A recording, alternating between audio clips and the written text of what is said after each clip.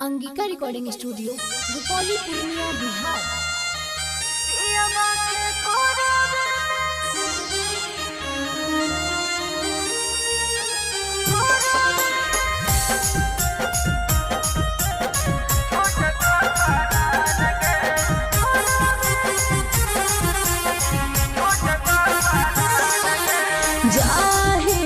छोड़ के हमर होलो कन्या दान रे पियावा के कोरावे में हो तोर बिहार रे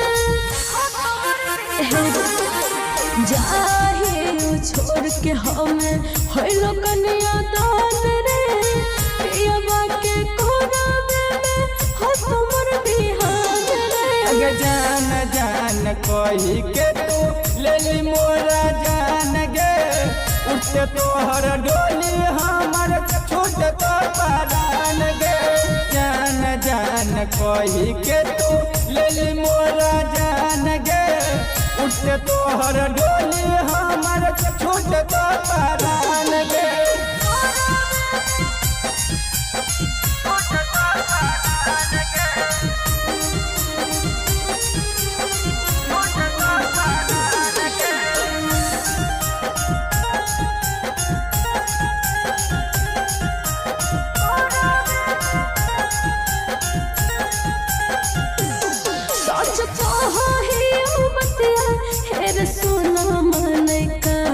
जाके ससुरा में तोरा हम करबो नित दिन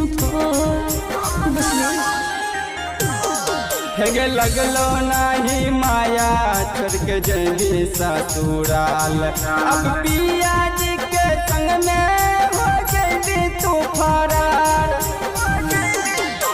तोहे त जान रहे तोहे तो मरान रे चुप रहे सोना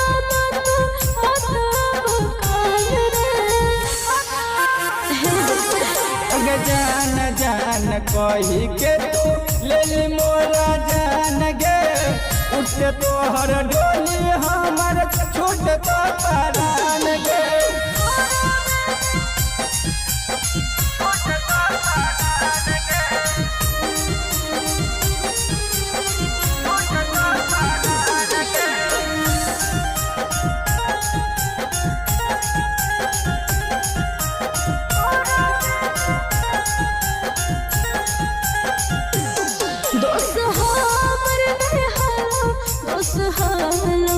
साथ छुटलो ओए से तोहारी गरीब से